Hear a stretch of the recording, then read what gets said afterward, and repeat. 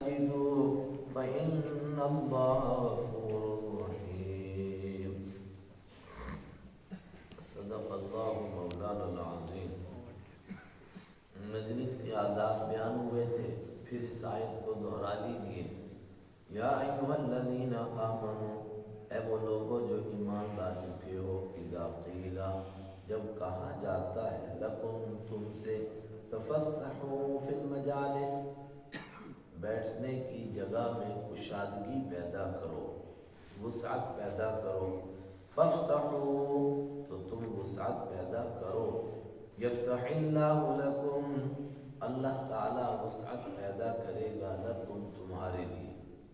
وَإِذَا قِيلَ انشُزُوا، اور جب کہا جائے تم سے، انشزوا، اٹھ جاؤ، فانشزوا، تو تم اٹھ جاؤ، یرفع اللہ، بلند کرتا ہے اللہ تعالی، الذین آمنوا، ان لوگوں کو جو ایمان لائے، منکم، تم میں سے، والذین اوتوا العلم درجات، اور ان لوگوں کو جن کو علم دیا گیا ہے درجوں کے اعتبار سے، واللہ بما تعملون خبیر، اور تم جو کچھ بھی کرتے ہو اللہ تعالیٰ اس کی پوری پوری خبر رکھنے والا ہے۔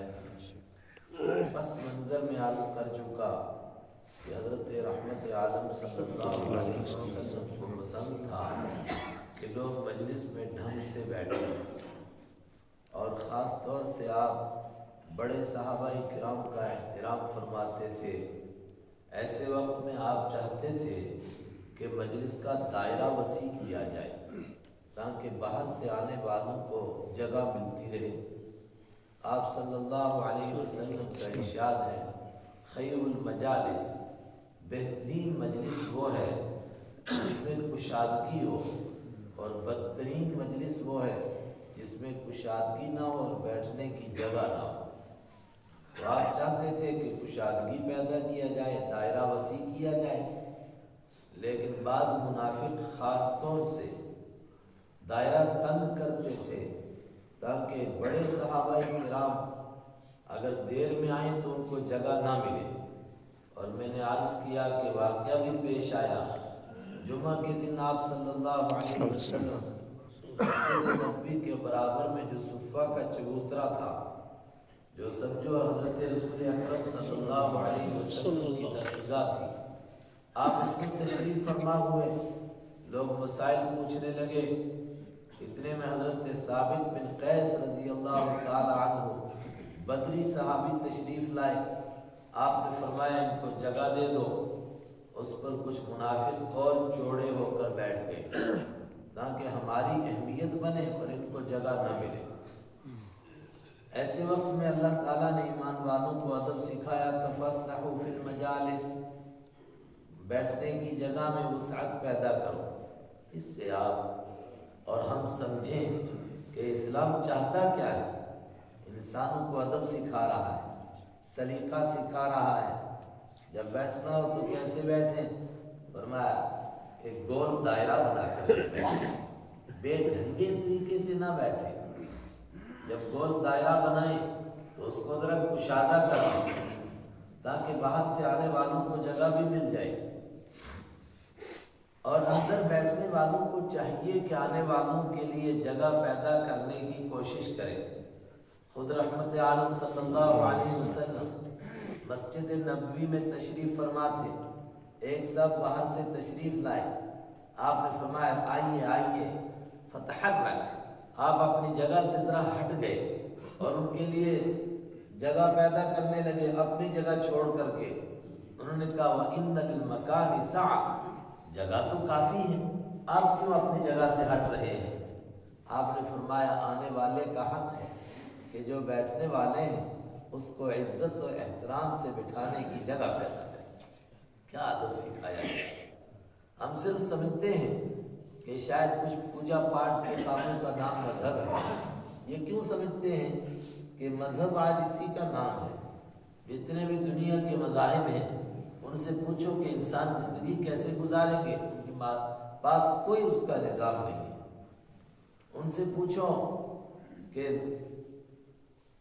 انسانوں کا آپس کا لین دین کیسے ہوگا، ان کے پاس کوئی اس کا نظام نہیں ہے، چند پوجا پاٹ کے کاموں کا نام مذہب ہے، وہ اسلام کو بھی اسی نظر سے دیکھتے ہیں کہ شاید اسلام میں بھی ایسا ہوگا۔ ایسا نہیں ہے۔ انسان کے پیدا ہونے سے لے کر اس کے مرنے تک کوئی لمحہ نہیں جہاں اسلام نے انسان کی رہنمائی نہیں کی، اس کو طریقہ نہیں بتایا۔ دیکھیے کیا طریقہ بتایا گیا۔ جب کوئی آئے تو فرمایا اس کے لیے جگہ پیدا کرو، لیکن آنے والے کو بھی ادب سکھایا۔ میں نے کل کہا تھا کچھ ارشادات عرض کروں گا، کیا ادب سکھایا گیا، آنے والے کو کیا ادب سکھایا۔ حضرت عبداللہ بن عمر رضی اللہ تعالیٰ عنہ فرماتے ہیں ملعون علی لسان محمد صلی اللہ علیہ وسلم من ولج بین اثنین بغیر اذنہما، ملعون ہے، لعنت کی گئی ہے اس آدمی پر جو دو آدمی بیٹھے ہوئے تھے، ان کی اجازت کے بغیر بیل کی طرح آ کر کے ان کے بیچ میں گھسے۔ گھستے ہیں لوگ مجلس میں، ادب احترام ہی معلوم ہی نہیں، ہمیں کیا معلوم ہے، نماز پڑھنے کا ڈھنگ نہیں، زندگی ساری گزری ٹکرے مارتے ہوئے نماز کے نام کی، مگر آج تک کبھی ہم نے سوچا ہی نہیں کہ ہم کو سنت کے مطابق نماز آ جائے۔ اللہ کے حبیب کس طرح نماز پڑھتے تھے ہم کو سوچ لیں۔ کیا فرمایا؟ ملعون، لعنت کی گئی ہے اس آدمی پر کہ دو آدمی بیٹھے ہوئے تھے، وہ ان کی اجازت کے بغیر آ کے ان کے بیچ میں گھس رہا ہے۔ دیکھیے ادب سکھایا گیا۔ فرمایا نہیں، عرض کیا گیا کہاں بیٹھے پھر آنے والا؟ فرمایا یا تو مجلس والے دائرے کو وسیع کریں، اگر مجلس والے دائرے کو وسیع کریں تو اس کے لیے جگہ پیدا ہو جائے گی، اور اگر مجلس والوں کا دل تنگ ہو گیا ہے یا یہ ہے کہ دائرے کا دامن تنگ ہو گیا ہے، بس اتنا دائرہ بن سکتا ہے، تو نیا آنے والا کہاں بیٹھے؟ فرمایا جہاں جگہ ملے وہاں بیٹھے، پیچھے بیٹھے، اب مجلس کے اندر گھسنے کی کوشش نہ کریں۔ اور مجلس میں لوگ بیٹھے ہیں، باہر سے کوئی بڑی شخصیت تشریف لے آئی تو سارے مجلس والے ان کو دیکھیں اور اپنی مجلس کو چھوڑ دیں اور کیا ان کے لیے کھڑے ہو جائیں۔ بخاری کی روایت نہیں، ابو داؤد شریف کی، حضرت انس رضی اللہ تعالیٰ عنہ فرماتے ہیں صحابہ کرام کے نزدیک حضرت رسول پاک صلی اللہ علیہ وسلم سے بڑھ کر کوئی شخصیت ان کی نگاہ میں تھی ہی نہیں، کسی سے ان سے بڑھ کر محبت نہیں کر سکتے تھے، عظیم ترین سمجھنے کی تو بات ہی نہیں ہے۔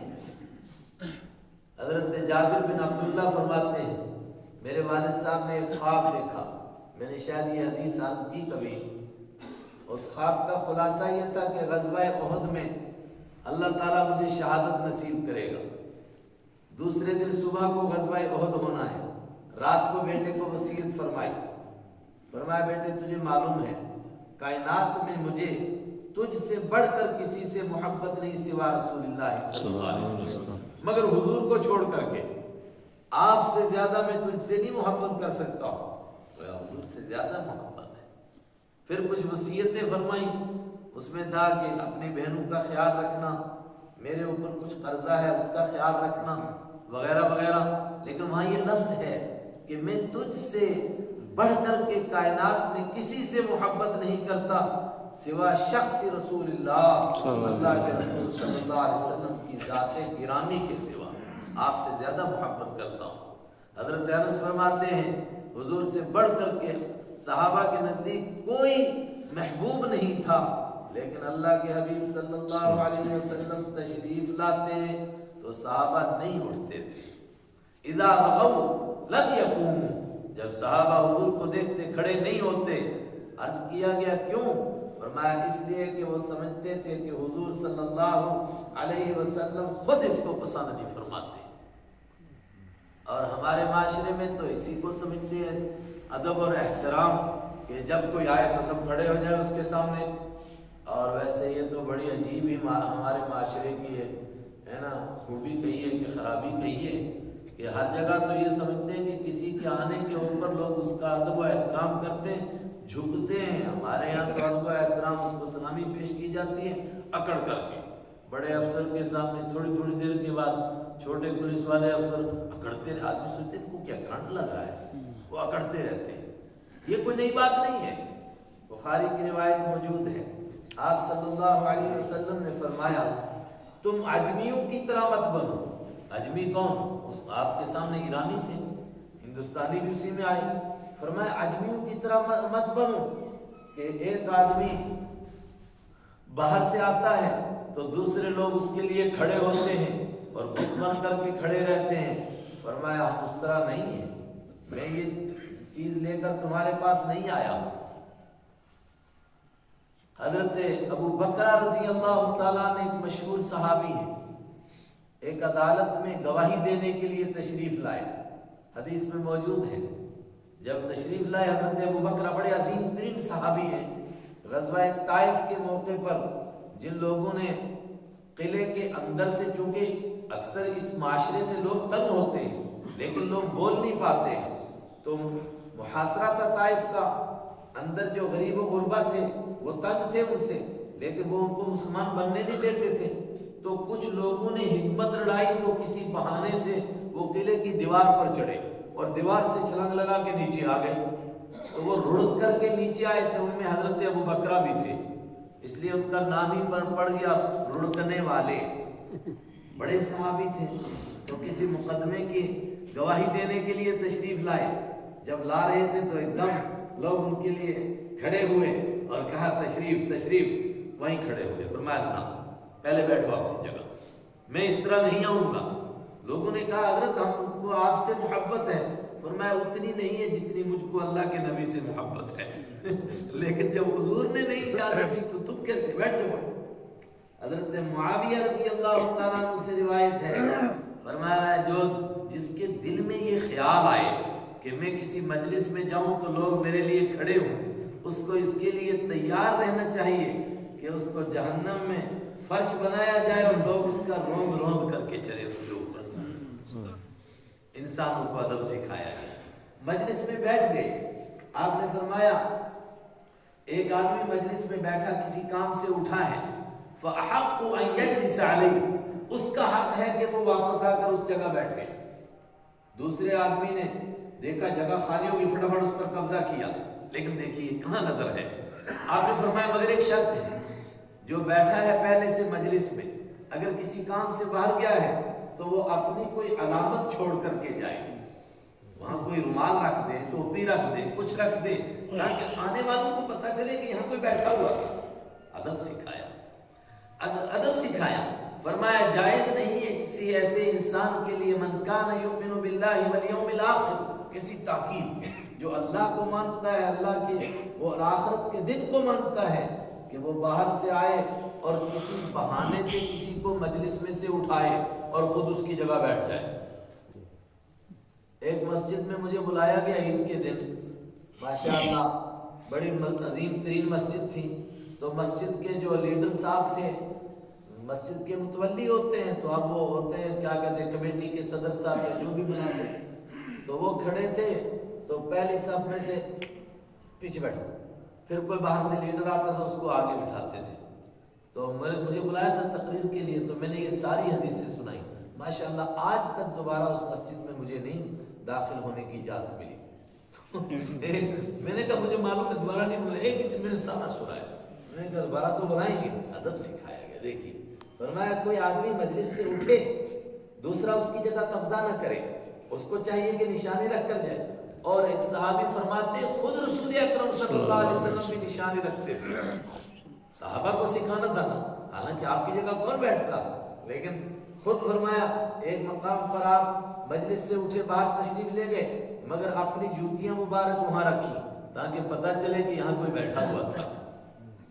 لیکن مسجد میں ایک اور چیز اس کے ساتھ ملی ہوئی ہے، کسی آدمی کو اس کی اجازت نہیں ہے کہ ایک جگہ پر قبضہ کر کے ہمیشہ کے لیے بیٹھ جائے اور وہاں مصلی بچھا دے، اور خاص طور سے حرم میں اس کی اجازت نہیں ہے۔ اللہ آپ کو عمرہ نصیب فرمائے۔ وہاں آج بڑی یہ کمزوری ہو رہی ہے، ہمارے سامنے دو عربی لڑ پڑے، ایک سوڈانی تھا ایک شاید سعودی تھا، تو آپس میں لڑ پڑے، وہ سوڈانی عربی کہہ رہا تھا سعودی میری جگہ ہے، سوڈانی کہا کب تک تیری جگہ ہے، 1 سال کے لیے تو نے الاٹمنٹ کرائی، 2 سال کے لیے یا 10 سال کے لیے یا مرنے تک کے لیے تو نے الاٹ کرائی، تو جھگڑا ہو گیا۔ خیر وہ ایک وہاں ادارہ ہے، اس کا نام ہی یہی ہے کہ کسی کو حرم میں کسی خاص جگہ پر قبضہ نہ کرنے دیں، تو وہ آگے فوراً وہ لمبے جبے والے تو وہ ایک آیت پڑھتے جا رہے تھے قرآن پاک کی جو مجھے آپ کو بتانا ہے. وہ جتنے مسلح بچھے ہوئے تھے نا قبضے کے لیے، تو مسلح کو اٹھاتے تھے، ساتھ میں مزدور تھا اس کی بوری میں ڈالتے تھے، تو وہ آیت پڑھتے تھے سواء العاکف فیہ والباد سواء العاکف فیہ والباد. حرم کے لیے ہے کہ یہاں رہنے والا مکی اور دنیا کے آخری کونے سے آنے والا کوئی ایمان والا دونوں کا حق برابر ہے. کوئی مکی کہ نہیں اس جگہ پر میں نے قبضہ کر رکھا ہے، میرا پردادا بھی یہیں بیٹھتا تھا، میں یہاں کسی کو نہیں. فرمایا نہیں، سوا، یہ قرآن کی پاک کی آیت ہے، سواء العاکف فیہ والباد.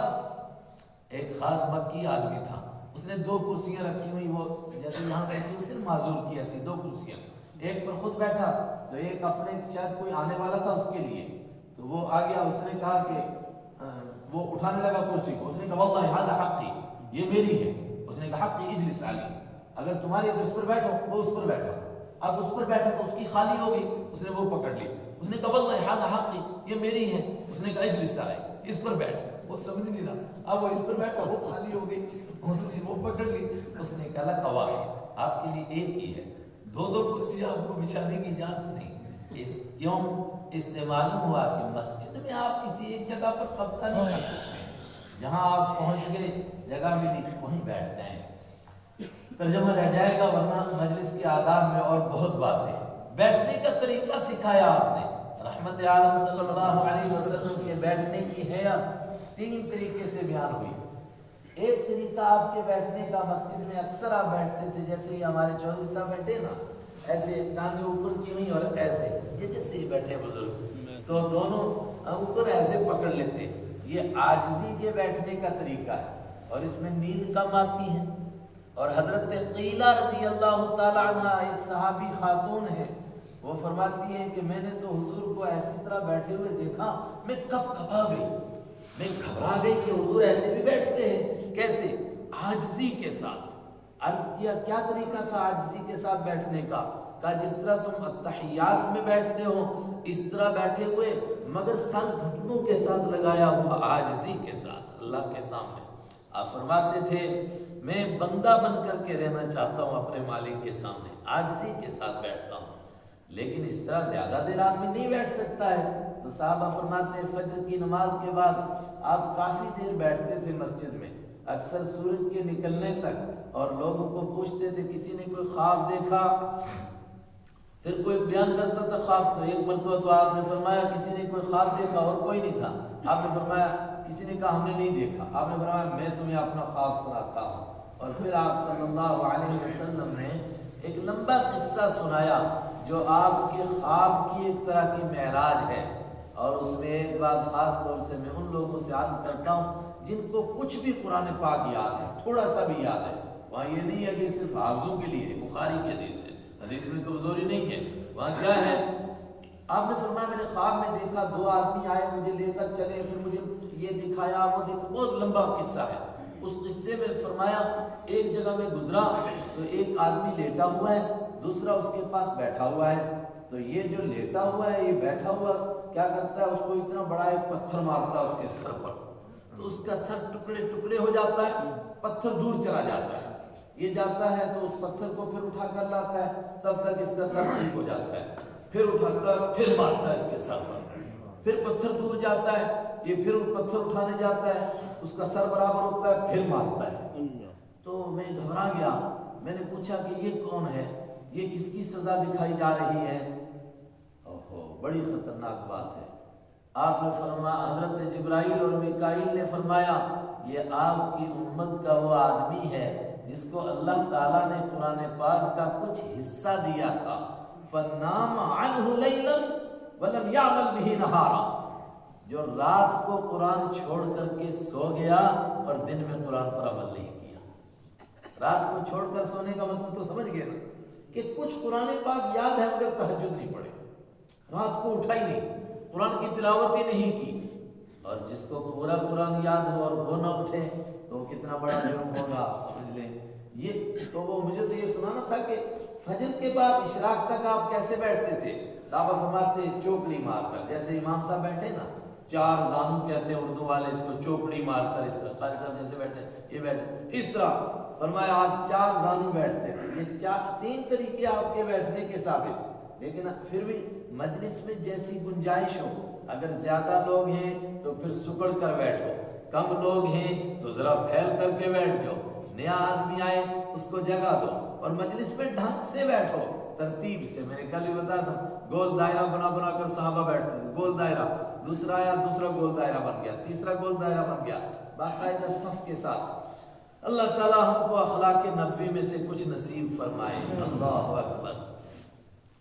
آج ایک بڑا اہم مسئلہ اور بیان کیا گیا حضرت رسول اکرم صلی اللہ علیہ وسلم کی مجلس کے لیے، اور وہاں سے امت نے مسئلہ نکالا کہ اس پر آگے بھی امت عمل کر سکتی ہے۔ وہ کیا؟ حضرت رحمت عالم صلی اللہ علیہ وسلم سے اللہ نے جو کام لیا، کیا انسان کبھی تصور کر سکتا ہے کہ اکیلے آدمی یہ کام کر سکتے ہیں؟ کیا سکھایا انسانوں کو؟